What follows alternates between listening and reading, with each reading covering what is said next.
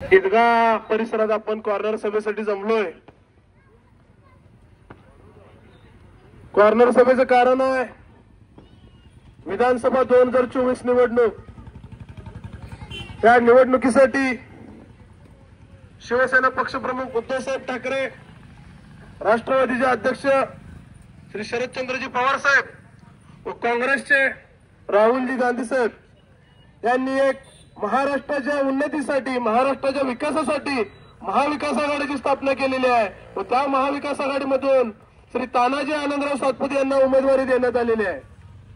कायमच इलेक्शन कोणतंही असू दे, ईदगाह परिसराचा एक मोलाचा वाटा असतोय। त्या मोलाच्या वाट्यानं आपण सर्वांनी तानाजी आनंदराव सातपुते यांना भरपूर मतांनी विजय करावा असं मी सर्वांना विनंती करतोय। कारण येणारा काळ खूप वाईट आहे मित्रांनो। येणाऱ्या काळात काय होईल काय नाही सांगता येत नाही। कारण भारतीय जनता पार्टीची लोक ही जातीयवादी लोक आहेत। अशा जातीयवादी लोकांना तुम्ही निवडून देणार का? जर निवडून देणार असाल तर येत्या काळामध्ये जनतेचं काय खरं नाही। कारण तुम्ही बघताय यूपी बिहारमध्ये कोणत्या प्रकारे बुलडोझर चालवला जातोय, तर तशी परिस्थिती या भागात आपल्याला आणायची नसेल तर महाविकास आघाडीशिवाय आपल्याला पर्याय राहणार नाही। कारण जर येत्या काळात महायुतीचं सरकार आलं तर तिथं फक्त मशिदींवर बुलडोझर चालवले जात आहेत, इथं आपल्या घरांवर बुलडोझर चालवले जातील। या गोष्टीचा आपण विचार करणार कधी? या गोष्टीचा विचार आपण करणार कधी? कारण 2-3 डमी उमेदवार स्थानिक पालकमंत्र्यांनी जिथे उभं केलेलं आहे अशी सर्व नागरिकांमध्ये चर्चा आहे। आपलं मत वाया जाऊन देऊ नका। मताची विभागणी करण्यासाठी कोणीतरी काहीतरी कारस्थान केलेले आहेत, अशा कारस्थानांना बळी पडू नका। एक टाक मतदान ईदगाह परिसरातून तानाजी आनंदराव सातपुते यांना निवडून देण्यासाठी तुमचं बहुमोल मत हे एक टाक पद्धतीने सर्वांचं मशालीला मतदान मिळू दे हे मी सर्वांना सांगतो। कारण तुम्ही बघा ईदगाह परिसरातील लोक सर्व हातमजूर म्हणजे हातावरची पोटं असणारी लोक आहेत। जर दिवसभर राबलं तर संध्याकाळी चूल पिटत्या अशी परिस्थिती आपल्या लोकांची आहे। त्यामुळे तुम्ही बघा 2014 साली तेलाचा डबा 700 रुपयाला होता, आता झालाय 2600 रुपये। त्या हिशोबाने तुम्ही डाळींचा रेट बघा, गव्हाचा रेट बघा, तांदळाचा रेट बघा।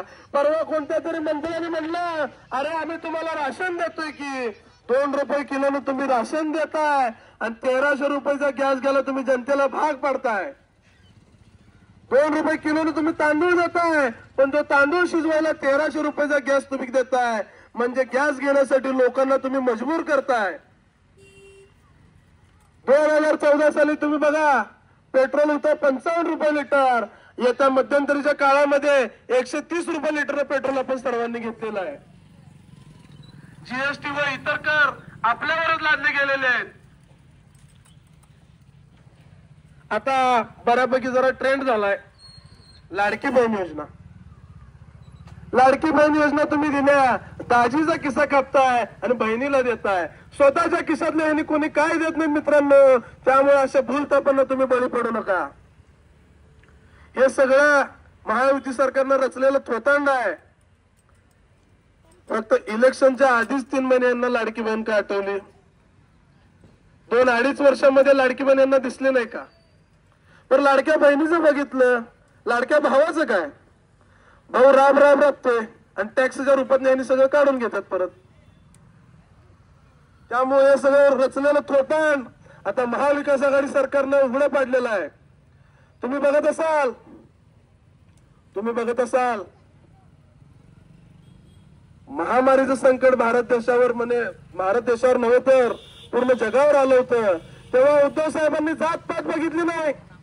सगळ्या लोकांना योग्य पद्धतीने योग्य न्याय देण्याचा प्रयत्न उद्धव साहेबांनी केला होता। त्यावेळी त्यांनी बघितलं नाही कोण हिंदू आहे कोण मुस्लिम आहे, कारण सर्व जाती धर्मांना स्थान असणारी सेना म्हणजे शिवसेना। कारण हिंदू हृदय सम्राट बाळासाहेब ठाकरेंचा निष्ठावंत कार्यकर्ता म्हणून साबीर बन शेख यांची आठवण आज देखील इथं निघत्या। कारण बाळासाहेबांनी 96 साली जी सत्ता आली त्यामध्ये साबीर बन शेख यांना कामगार मंत्रीत केलं होतं। त्या कामगार मंत्र्याचं काम बघा आणि ह्या कामगार मंत्र्याचं काम बघा। रस्ता मला वाटतं गोगाभाई 3दा तर झालाय 2 वर्षात. तेच की. त्यामुळे आता विचार करणार नाही तर कधी करणार? तुमच्या संगत असणारे स्थानिक लोक तुमच्या घरापर्यंत पोहोचलेले आहेत.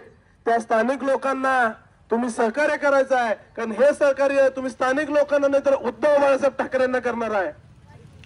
अभी जात पात का देखने का नहीं, अपन आदमी देखने का और तानाजी दादा सातपुते को निवड़ के लाने का. इतना मैं बोलता हूँ, रुकता हूँ. जय हिंद, जय महाराष्ट्र.